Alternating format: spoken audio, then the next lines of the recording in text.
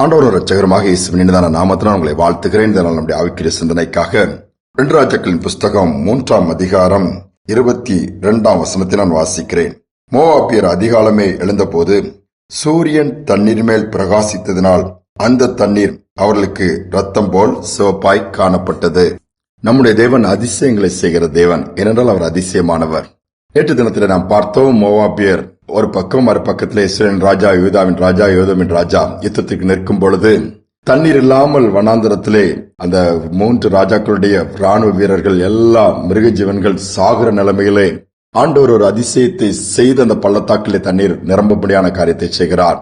தண்ணீரை குடித்தார்கள், பலனுள்ளவர்களாய் மாறிவிட்டார்கள். தண்ணீர் நிரம்பி நிற்கிறது. அதிகாலமே மோவாபியர் பார்க்கும் பொழுது எதிரிகள் ஒருத்தருக்கு ஒருத்தர் வெட்டி கொண்டு பட்டயத்தினால் விழுந்து விட்டார்கள். அதனுடைய ரத்தம் தான் இப்படி தேங்கி நிற்கிறது. அது ரத்த கலராக அந்த தண்ணீர் தெரிந்திருக்கிறது அவர்கள் பார்வைக்கு.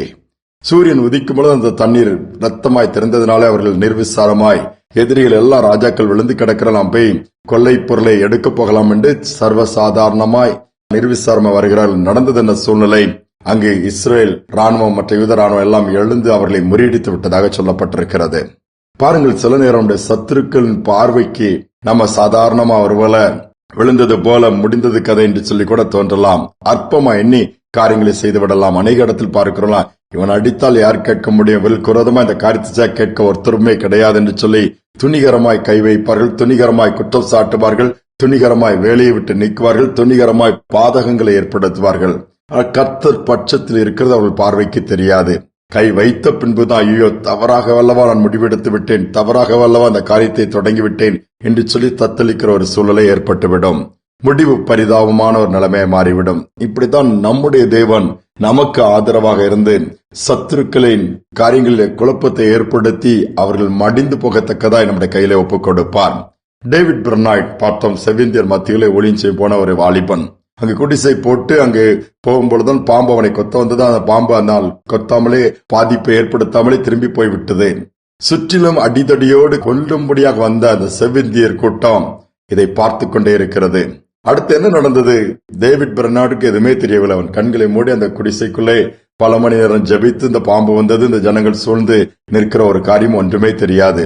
ஜெபித்து அந்த குடிசை விட்டு வெளியே வரும் பொழுது சூழ்நிலை தலைகளாய் மாறி இருக்கிறது. தாக்கும்படியாக கொண்டு வந்த ஆயுதங்கள் எல்லாம் அவர்கள் கீழே போட்டுவிட்டு இவன் முன்பாக விழுந்து இவனை பணிந்து கொள்ளத்தக்க தாழ்த்தி இவன் ஒரு பெரிய தெய்வ பிறவி என்று சொல்லி பார்க்கிற அளவுக்கு சூழ்நிலை கர்த்தர் மாற்றிவிட்டார். ஏன்? அவர்கள் பார்க்கிறார்கள், இவனை அழித்து விட வேண்டும் என்று சொல்லி நாம் வந்தோம், ஆனால் அந்த பாம்பை இவனை அழித்து விடும் என்று நினைத்தோம். ஆனால் அந்த பெரிய பாம்பு கூட இவனை பார்த்து அப்படியே பயந்து ஒதுங்கி போகிறதே, இவனுக்குள் ஏதோ ஒரு வல்லமை இருக்கிறது, ஏதோ ஒரு காரியம் இருக்கிறது என்று சொல்லி அந்த கூட்டமே இவனுடைய வார்த்தையை கேட்பதற்கு ஆயத்தமாகிவிட்டார்களாம்.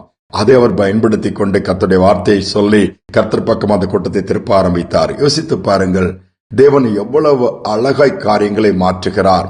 விரோதமாய் சத்துருக்கள் எழும்பி இருக்கிறாங்களா, விரோதமாய் காரியங்கள் இருக்கிறதா, நமக்கு சாதகமாய் அவர் மாற்ற வல்லவராய் இருக்கிறார். எப்படிப்பட்ட காரியமா இருக்கலாம், எந்த சூழ்நிலையாக இருக்கலாம், எப்படிப்பட்ட சத்துருக்களா இருக்கலாம், நமக்கு தேவன் பட்சத்தில் இருக்கிறார், பாதுகாப்பா இருக்கிறார், அரணாக இருக்கிறார், ஆசீர்வாதத்தை கொடுக்கிறவரா இருக்கிறார். இந்த நம்பிக்கையோடு அவரை நோக்கி பார்ப்போம். நாம் ஜெபிக்கும் பொழுது ஆண்டவரை சார்ந்து கொள்ளும் போது எந்த விதத்திலும் நம்மளை விட்டுக் கொடுக்க மாட்டார். அதோடு மட்டுமல்ல, சத்துருவை நம்மை தொடாதபடி காரியங்களை அவரே செய்வார். அங்கு அதிசயங்களை பார்க்க முடியும்.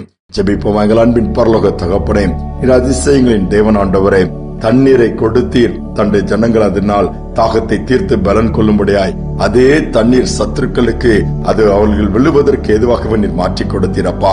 இவ்விதமாகவே நீர் கிரியை செய்கிற தேவனாய் இருந்து சத்துருவை ஜெயிக்கும்படியான பாக்கியத்தை கொடுத்திருப்பதற்காய் ஸ்தோத்திரம். இதனாலும் சுற்றிலும் சத்துருக்கள் சூழ்ந்திருக்கிறார்களே, சுற்றிலும் நெருக்கத்தில் இருக்கிறோமே, என்ன செய்வதென்று தத்தளிக்கிற பிள்ளைகளை நீர் கண்ணோக்கி பார்த்து அப்பா நீர் அற்புதத்தை செய்து எல்லாவற்றிலும் ஜெயம் கொள்ளுகளாய் மாற்றுவீராக. தோல்விகள் எடுத்து போடுங்க, பயத்தை எடுத்து போடுங்க, என்ன செய்வதென்று இருக்கிற தத்தளிப்பை எடுத்து போடுங்க. நீங்க ஒவ்வொரு பிள்ளைகளோடு கூட இருக்கிறது இந்த நாட்களில் காண்பிப்பீராக. நான் மட்டும்தானே போராடுகிறேன், உண்மை உத்தமா இருந்த எனக்கு என்ன பிரயோஜனம், எவ்வளவு கஷ்டப்பட்டு எனக்கு பிரதிபலன் இல்லாமல் போய்விட்டது, எல்லா பக்கங்களும் எதிர்ப்பு தான் என்று சொல்லி அங்கலாய்க்கிற பிள்ளைகளுக்கும் இந்த நாளில் கூட இருந்து சூழலை மாற்றுவீராக.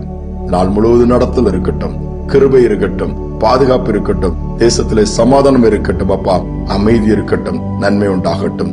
தாழ்த்தி ஒப்பு கொடுக்கிறோம். துதி கன மகிமை எல்லாவற்றையும் உமக்கு செலுத்துகிறோம். மீட்பர் இயேசு நாமத்தில் வேண்டிக் கொள்கிறோம் நல்ல பிதாவே.